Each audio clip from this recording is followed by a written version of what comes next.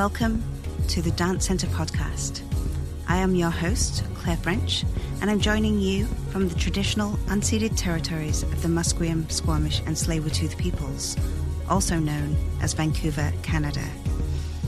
I'll be talking to dancers, choreographers and other members of the dance world here on the West Coast to find out more about their creative work and practices and to discuss what it means to us to be dance professionals today. Thanks for joining us. Today I'm joined by Dr. Ayasha Guerin.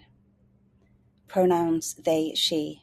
Ayasha Guerin is Assistant Professor of Intersectionality and Practice-Based Research and Media Making in the Department of World Arts and Cultures and Dance. They are an interdisciplinary artist and scholar whose research and creative practices center socio-ecological histories connecting human and animal experience through questions of relational reciprocity, care, and companionship across Black diasporic contexts and anti-colonial struggles. Dr. Guerin holds a PhD from New York University in American Studies. Ayasha also brings 2 decades of photography, video, and performance arts practices. They have shared creative work and research in exhibitions at the Museum of the City of New York, Headlands Center for the Arts, the Center for Performance Research, New Museums Ideas City, MoMA PS1, the Berlin Biennale, and the Kölnische Kunstverein, amongst other venues. In 2023, Dr. Guerin founded the Liberated Planet Studio, LPS, at the Dance Centre, which provides free studio space and workshop programs for artists and activists interested in ecological research, somatic methodologies, and movement practices to mobilize discourse about the intersections of environmental and social exploitation and intercultural struggles for socio-ecological liberation. At UCLA, Dr. Guerin offers a Liberated Planet Studio graduate seminar and continues to co-develop the program with artist collaborators. I'm joined by Ayasha Guerin. Very excited to talk with you, especially because today is, or the time that we are speaking, it's not the time the recording goes out, but at the time that we are speaking, you are about to embark on your second iteration of your collaborative project in partnership with the Dance Centre. LPS, is that correct? Yeah, Liberated Planet Studio is one aspect of the project, and the part that I know the most about, which is very little actually, which is also testament to your project, I think. We'll get to that in a second, but I know a little bit about what you were able to do last year with the Dance Centre. So I wonder if we could start with you explaining a little bit about what your overarching kind of concept or idea was for the project and how the Liberated Planet Studio evolved and maybe what this iteration is going to do with that, and then just open it up to the whole context, which is huge. But let's start with that, and then I'll pick out things from that we can talk about. So yeah, for sure. So the Liberated Planet Studio is a community studio, and the idea is that we hold space for people to come together with no preset agenda, and people can bring scores they've been working on, poetry they've been writing, questions or readings for us to think through together and move with together. The overarching question is really, what would a liberated planet look like and feel like, and how might we get there together? How do we need to practice ways of being, ways of consenting? We're living in a time where there have been a lot of conversations and gestures towards the need for a more decolonial future, towards recognition of colonial harm, towards recognition of racial injustice. But I think that those topics are easily theorized, and it's really difficult to actually sit with the discomfort of them and what it means to kind of sacrifice something in your life to create a more free or just society. And those questions provoke feelings in the body, and they sometimes make people feel stuck. And so part of the idea of bringing movement in with these tough questions to a studio was to generate ways of us building trust with one another, but also ways of like moving those feelings through the body, through creative practice, and into some kind of, liberated collective potential. So it's a big, big idea, but I didn't really know, how it was going to go. I was pretty new to Vancouver when I came up with this initiative. I was a professor at UBC, a new professor. I had moved to Vancouver at the beginning of the pandemic, and I was lucky to land a position in the Peter Wall Institute for Advanced Studies. I was the last cohort in that institute. It's now dissolved.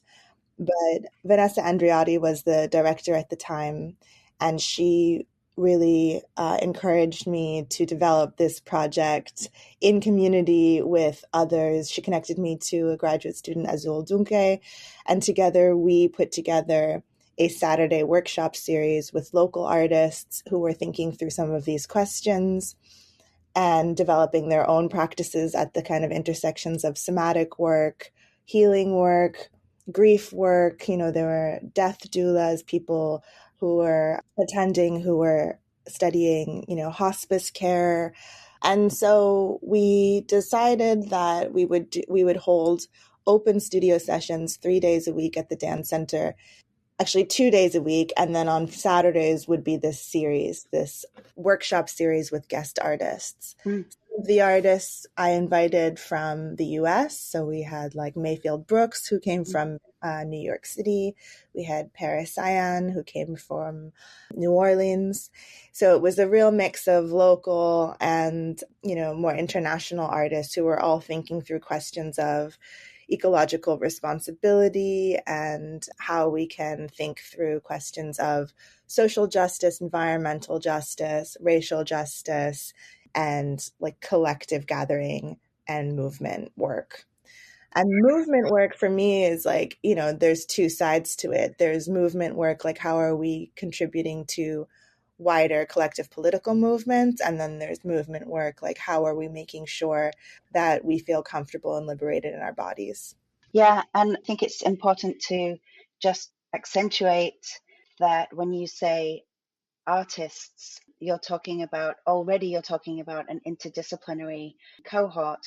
And while the body is central to these investigations and thinkings and all of these processes, it's not necessarily about dance or about dancing, or depending on how you would define dance for yourself and even choreography for yourself, it may be that it's an interdisciplinary approach to dance and the body, as opposed, and it's not about creating dances, it's not about making dances. So the somatic body movement connection is part of that interdisciplinary research that includes the body at the core of thinking, at the core of care, at the core of considering who we are and our responsibility to the planet, on the planet, with others. And I think that's what I don't want my question to come over as kind of either accusatory, or it's really out of a genuine space of curiosity.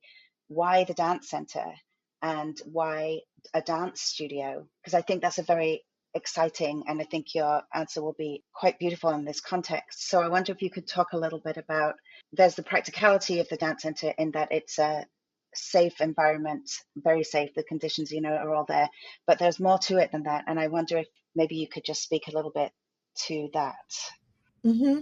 So I suppose my question is a little bit about why you chose the dance center and why you choose to use dance in your research, if that helps.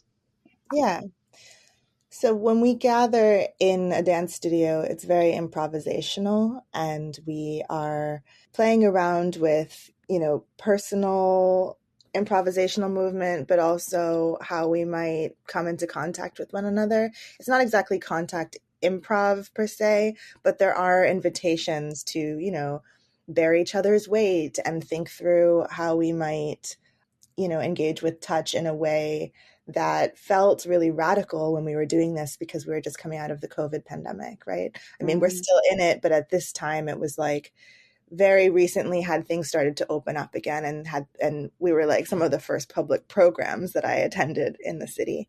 So, you know, I wanted to do this work in a dance studio because I was working as a professor at UBC, and I was teaching about colonialism, and I was reading with students at tables and desks, and that was all good, but I knew that I could feel in my own body that there were stresses and that I needed some kind of release that I wasn't going to get from talking to people.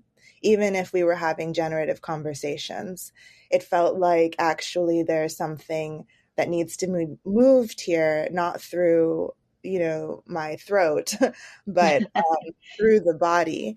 And I reached out to the dance center.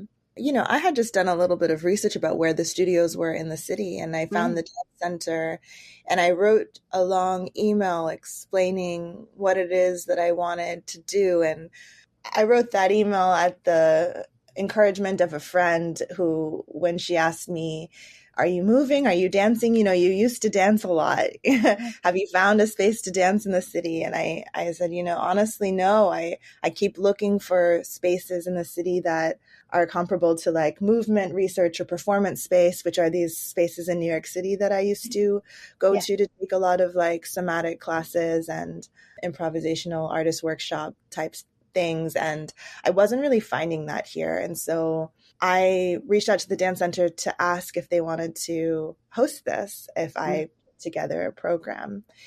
And they were really enthusiastic and supportive and encouraging, and supported me the whole way. So it was just a very lucky blind date, I guess. Well, yeah, in a way. And I also feel like there's something really beautiful about the fact that it's not just about the building or about the space being conducive for movement, but that the programming of the dance center has these like spaces for new initiatives, which is, I think, more and more important to me. And we'll get into the kind of academic life and the kind of movement life maybe in a second, but just in terms of the building and the programming, they need projects like this, as much as you and the people in the community that you're building need it, so I think that's a beautiful way of like, maybe one of the pros of blind dates, right? Matchmaking things. You don't quite know how or when it's going to work, but what you have illuminated is a need. And I think the fact that it's happening again from the success of the first time and the deepening of the possibilities of the project from the first time around, and the fact that you can continue that, I think is so wonderful. What I mean by the building itself being conducive for this kind of work is that there is a tendency, isn't there, if we walk into a room that has desks in it and chairs, that even if we might want to move the tables back, and it doesn't matter about the carpet, and it doesn't matter that we're in a public space where everybody else is, watching screens in the other room, we can use this room however we like. It doesn't kind of happen that way. We gravitate towards a sensibility that the room kind of maybe is, kind of most used for.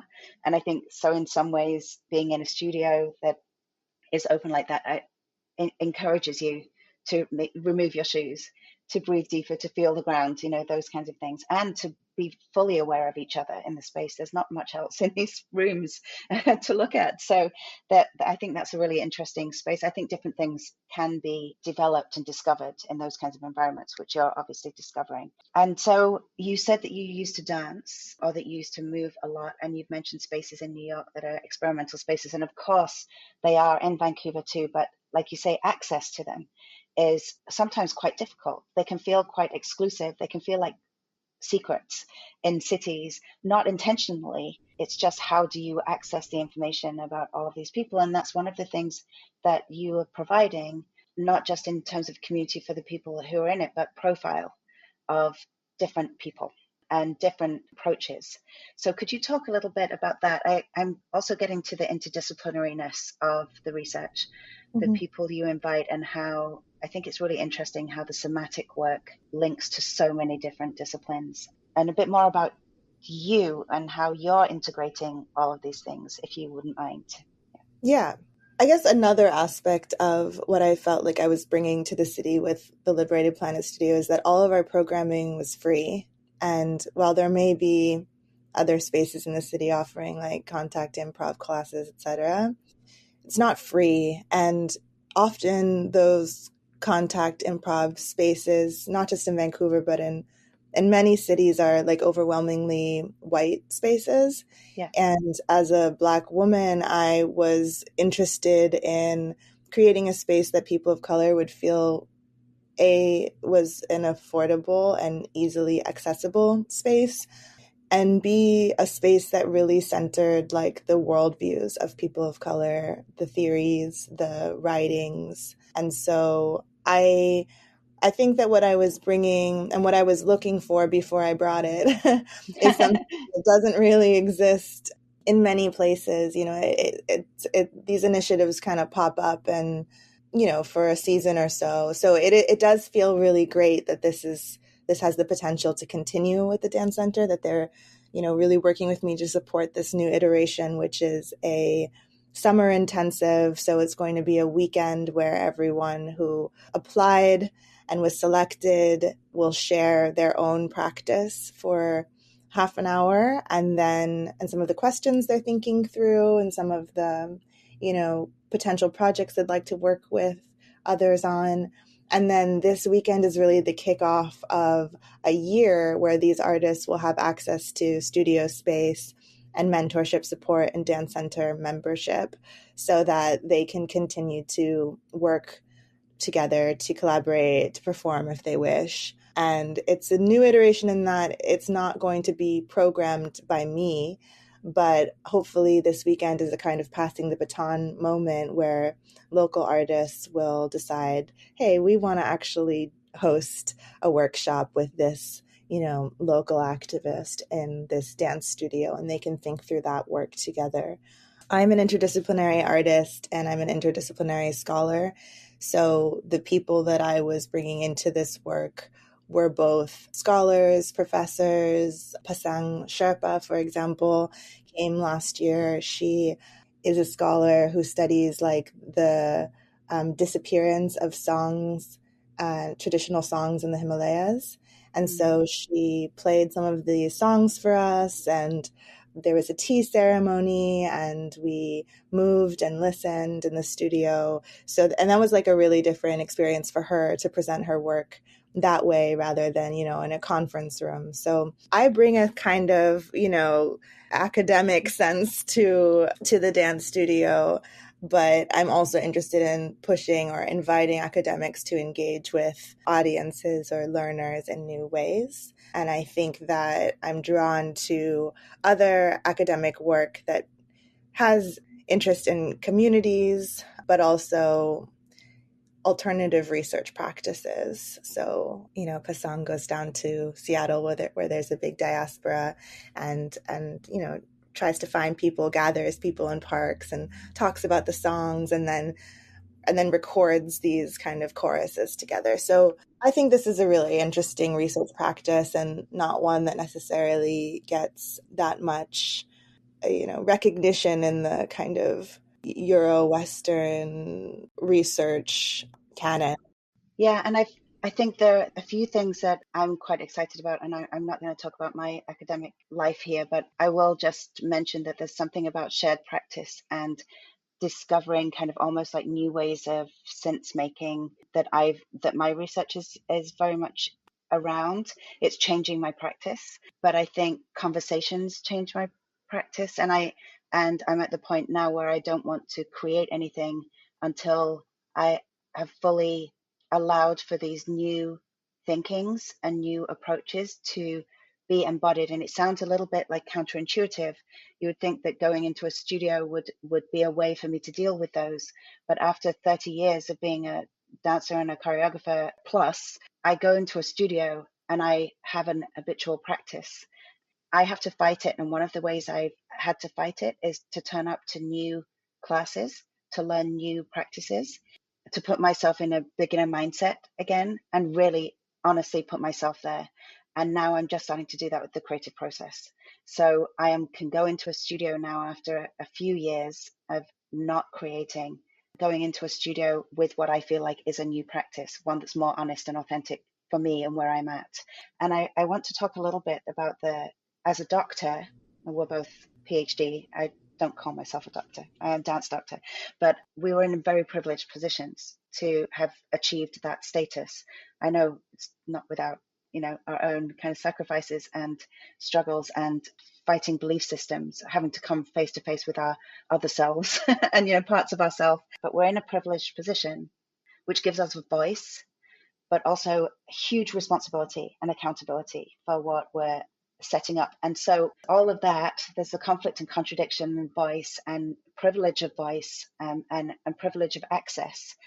There's a level at which the research that we're doing has an academic sensibility to it. So like you say, you're bringing an academic perspective. But there's another side, which I feel like this is a really important side and extremely prevalent right now, is this idea of multiple voices and multiple curatorial sensibilities, like opening up. That's what we mean by opening up the space. So we're not denying anybody's voice. We're not making one voice superior to another, but we're learning how to listen and be with each other genuinely, which means accepting that people practice differently to us. People have different opinions, all of these things. So that's what I'm getting at. But there is something in that we're opening the door and opening conversation to people who may not be used to speaking, to people who may not be used to being listened to. And there's a risk sometimes if that remains a closed door amongst the people who have been invited. So there's that part of the process, which I think is really rich, and obviously you can absolutely speak to that wholeheartedly with what you're doing in this project. Then how does it reach other people? Is that important to you? Is it important to the people in the group? And they're questions, obviously, that evolve and depend on the group, contingent upon the group itself. But I wonder if you could just kind of speak to that, because there's a real weight there, and there's a risk, and there's high stakes. And so I wonder if you could kind of encapsulate that somehow.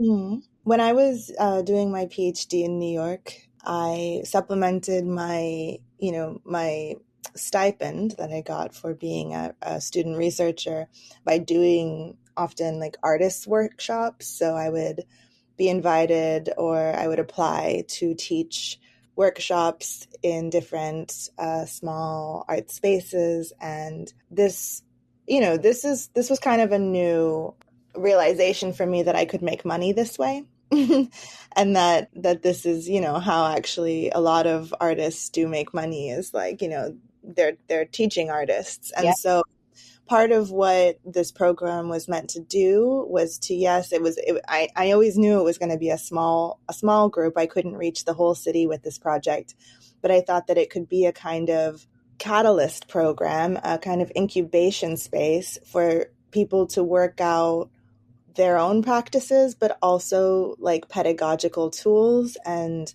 develop workshops for the Saturday workshop series that could be repeated again in other spaces in Vancouver, out of Vancouver. So really it was just like to create a space of support so that this project could grow and spread beyond the dance center through different artist practices, and also to support them as artists, as working artists who need to make a living.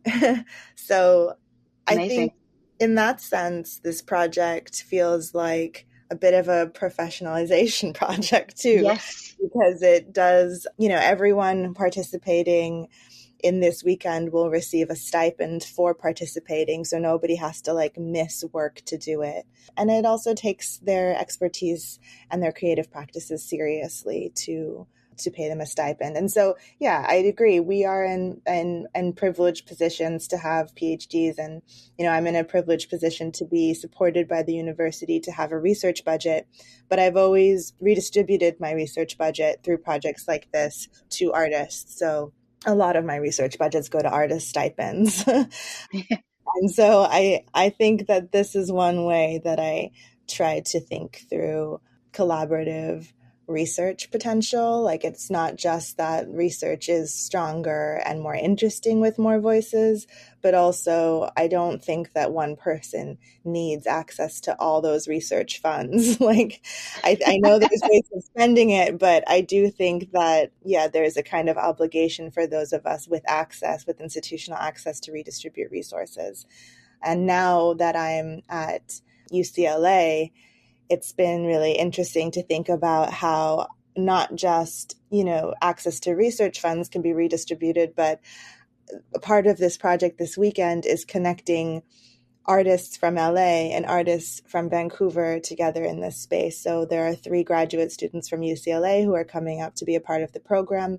And my hope is that this will create a kind of international exchange, solidarity, joint projects. Like, who knows where it's going to go. But I think, I feel very privileged to have lived in many different places, many different cities in my 34 years, and I have access to a really wide international arts community, and part of my work is connecting folks who are working on similar questions and themes and creating a mutual support network. So that's a big part of this work as well. Yeah, it's just wonderful because the international sense of this, the idea of professionalization, I think is wonderful, absolutely wonderful, so needed because of the worth the artist can feel. They have to do the work to find out what it is that they're offering, and then work out ways to share that work and kind of share the knowledge and share the insight, but also create space and help people cultivate a space for them to do the same thing. So I think that's a wonderful, wonderful outcome of this longer term outcome of the work that you're doing. So thank you. And respecting artists, I think, or distributing the funds, research funds, I think, for all the professors out there who ask artists to work for free or to bring people into a project as a co-writer or something with no money from positions of being fully on salary. This is a testament to like ensuring that artists are respected for their time as well as for their expertise and the work. And I think that's crucial. So thank you. So I'd love to know where you've lived, like being in the world, and what have you lived in lots of cities? Have you been to lots of cities and experienced them? Yeah, I grew up in Cambridge, Massachusetts, and I went to school in Philadelphia, University of Pennsylvania, spent a year abroad in Berlin, and then that set off a decade plus of spending a couple months every year in Berlin. I went to graduate school at NYU, and so I would live in New York City during the school year and go to Berlin in the summer. This was because it was a lot cheaper to live in Berlin at this time. So I could supplement my PhD stipend by subletting my place in New York. But also Berlin, it was such an amazing place because there were so many artists. A third of the city worked for themselves. A lot of alternative spaces, a lot of art that was happening outside. And so I had a lot of research projects going there. I was doing work in Audre Lorde's archives.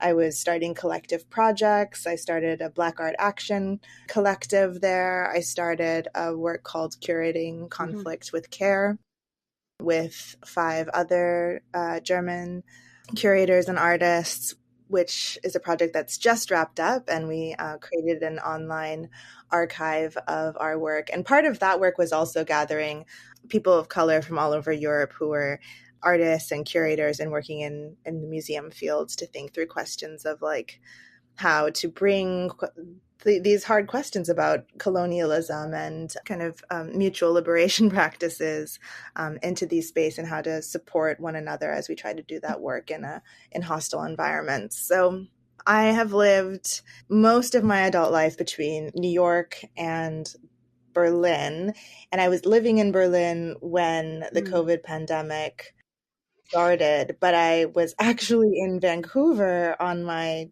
interview with UBC the week before all the borders closed. So Vancouver really was kind of my first academic job, my first time living in Canada, my return to North America because I was living full time in Berlin at that point, and my first time on the West Coast. And I'd lived in Mexico City for a few months between grad school and undergrad, and I've traveled a lot around the world for different residencies and such. But I really thought I was always going to stay or end up back in New York City. And now I'm pretty sure I'm going to stay on the West Coast. Now I've seen really big trees and really beautiful coastline, and it's been really interesting to think about these intersections of environmental and social justice from this other vantage point, like with the Pacific Ocean and the connections to Asia and the Pacific Islands. And I feel like, I've done a lot of Atlantic study, and I'm ready to kind of shift my focus to this other side of the world and to start thinking with other communities and nations and indigenous peoples from the place that I did not grow up in. Absolutely. And I'm thinking of the kind of access again to perspectives, insights, expertise of people living with and on these lands particularly, and the access to waters, the access to research and to people who have been working. I think it's very exciting. It's almost like from industrialization, New York City and Berlin and those kinds of places, but then also moving to a place that where the majority of the people live in an area because of the outdoors, because of nature. They may not necessarily have a strong relationship with it and spend time finding out about it, but there is an appreciation for it and a choice to live near it, which is going to bring, I think, whole different angle to your research, which is very exciting. So at UCLA, what is your department? So at UCLA, I'm in the Department of World Arts and Cultures / Dance, and I was hired as an assistant professor of intersectionality and practice-based research. So yeah, it was a really amazing opportunity, and I'm really happy that I am now, in this position that values both my artistic practice and my academic research equally. So I can be promoted on the basis of both of my practices, which is really, really special and unique. Half my colleagues are, contemporary dancers, and then half of my colleagues are trained in things like anthropology, history of consciousness, American studies. So it's a very interdisciplinary department. We have students who are not always identifying as artists, but are drawn to the department, especially my area group, which is the World Arts and Culture side, for our focus on arts activism. And many of our students go on to do a senior praxis project, which I am the lead professor of. And so I am also supporting students to develop their own individual praxis. So the way that they can take their research and turn it into some kind of artistic practice or curatorial practice. This is really the kind of work that I personally do and the kind of work that I'm able to be supporting now at UCLA. So could you give me some examples of what that, not necessarily the outcomes of the praxis, but so I'm thinking some of these projects will be outdoors, some of these things will be publications, some of these things will be maybe seen as protest, or like the form that they will take is obviously up to the artist and also open to all of those things. So again, two-pronged question. Oh, and I want to get to the seed project too, because I think it's so beautiful. But the two-pronged question then is, I suppose, expectations of outcome a little bit for these people within the course maybe, but then also how does that relate also to part of the objectives of the intensive, the summer intensive, that there would be a sense for the artists or the student or the participants to have kind of an objective in mind as to how they would like to invite audiences or other people to their work. Yeah, could you talk a little bit about that? Because I'm sure that if it's around arts activism, though, some of the results might not look like a dance performance. They might not be in a theatre. They might not even be in a studio. So I wonder if you could talk maybe just briefly about the kind of breadth of that. Yeah, I mean, we have students that do all sorts of projects. We had a student who wrote a film script for a short film. We had a student who made a zine about biophilic design and also painted all these beautiful paintings of imagined future architectures that, draw from forests and desert designs to, beautiful. Yeah. And then we had a student who, drawing on her own family's history of incarceration, made a publication of her aunt's letters to her uncle while he was incarcerated and created like a letter writing station so people could write letters to people who are incarcerated. So yeah, we just had students who were thinking, about all the different ways that they could communicate like their hopes and desires for the future, for a better world. So it was really beautiful. And then we also have PhD students who are often more performance based. So they write dissertations, but they also often have a dance practice or a performance practice. And three of those students are coming this weekend. One of them is actually an MFA student. So our department at UCLA has an MFA program in choreography, a PhD program in culture and performance, and then we have 2 undergraduate programs in dance and in world arts and culture. So there's a lot going on. But yeah, the fact that so many students wanted to make zines this year was cool, because I made a zine with the participants of the Liberated Planet Studio last year. It was kind of our culminating publication. It was called Remembering Seed Scores for Collective Growing. And it was a project that we did after collecting studio notes. So we always had paper, we always had notebooks, we always had charcoal and pens in the studio, and we often collectively wrote together. We wrote poems, we wrote lists, we wrote questions, and so we took all of these materials and we thought about some of the through lines. And there's a Canadian artist, Christina Battle, who had a project where she would exchange seeds from her garden with other artists, and for trade, whatever you wanted to trade.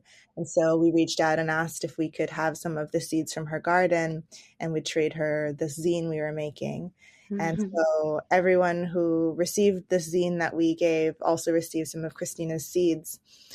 And the idea of seed scores for collective growing was that we were interested in thinking through the question of, like, how can we grow something together, but also what is it that we want to grow, and what kind of like trust practices and commitments can we make to each other that would allow something like a seed to grow to maturity without any one of us taking responsibility for it, but rather like there being a process of collective responsibility that's like dispersed along a timeline where we're not necessarily knowing that like what's happening to the seed, because we each have our time and our place of caring for it, and then it's that caring practice is passed on. So each score in the zine encourages you to bring a new person into the process of growing the seed, but also invites you to like reflect on your own growth and your desires for collective societal growth. And yeah, we printed, I don't remember how many copies, not too many because we didn't have that many packets of seeds, and they're all out dispersed in the world. And I just recently made a couple more copies for the students in my course at UCLA, because I taught a course this past spring term also called Liberated Planet Studio, where we practiced some of the scores that we had developed in studio here, but also developed new scores responding to some of the challenges and political climate on campus, which was really awful this quarter. Yeah. So we've been thinking a lot about like how to keep each other safe, what sort of collective practices we can develop in the face of a lot of distrust and a lot of despair. The project has evolved, but I think having those zines in the classroom was also really helpful for students to see, what kind of collective writing projects can come out of, just a consistent meeting with one another and a slow building of trust. I just want to draw on the idea. I think you mentioned the word conflict, maybe, or conflicting thoughts or conflicting ideas or contradiction, but conflict. I mean, right there in the protest. Could you talk just a little bit about that? Like what kinds of things you found? Yeah. Well, it was really interesting because as you probably know, all of these campus protests, they use the language of liberated zone. That was what they called their spaces. This is the liberated zone in solidarity with the people of Palestine, right? And so that was very interesting to me because, of course, I had been thinking with the language of liberation and practices of liberation in the studio. And the zone was a space not unlike a studio because it was bordered and open, and it was very improvisational. When you entered the zone, there was a lot of care work. This is creating a space where, not a space, a world where liberation is a word that a lot of people are starting to fear. Yes. A lot of people think that this is, as a word, introducing conflict. And in a way it is, because liberation is about decolonization. And it is disruptive. It is changing the status quo. It means some people giving up some of their privilege. It means rethinking systems of value. It means rethinking systems of control. And so in a way, it's kind of like, I'm glad we had that year before October 7th for us to like think about liberation on our own terms. But now the terms seem to have, the stakes of the project feel really heightened. And it feels like there's going to be less institutional support for projects with the word liberation in them. So I'm grateful that we still have a space to explore liberation practices here. About to explore right now as your intensive weekend starts. Yeah. So okay, this has been absolutely wonderful to learn more about you and about the ideas behind the work, and of course the work itself is the project. The practices that you all do together, we can talk up a storm on all of this, but at the heart of it is the community that you're building, the people there, and the work you're about to do and the ongoing work that this will lead to. So yeah, it's just so wonderful. We'll hear more about it. The Dance Center will be a partner with you continuing, as I understand, and we will have outcomes from the project that you decide to share with audiences and the readership and listenership. So maybe I'll be speaking to you again in a while. But yeah, I wish you well and everybody well this weekend at the Dance Center, and thank you so much for being here, and congratulations on all of your successes, although I don't want to use that word really. It feels like the wrong word to use. Achievements, or maybe initiatives, and just the research really. And a big congratulations on being able to find a way of carving your career as both an artist and an academic, which both feel so important to you, and just such wonderful spaces. So thank you so much. Thank you so much. It's been wonderful talking, and I'm really grateful to be back in Vancouver, and I hope that everyone who is listening to this feels like you can get involved in LPS in the future. I'm sure that the group of folks who will be meeting this weekend will be thinking up future programs that you can join, and if you have ideas that you'd like to bring to us, you can reach out over Instagram or over email, liberatedplanetstudio@gmail.com. Thank you. Thank you.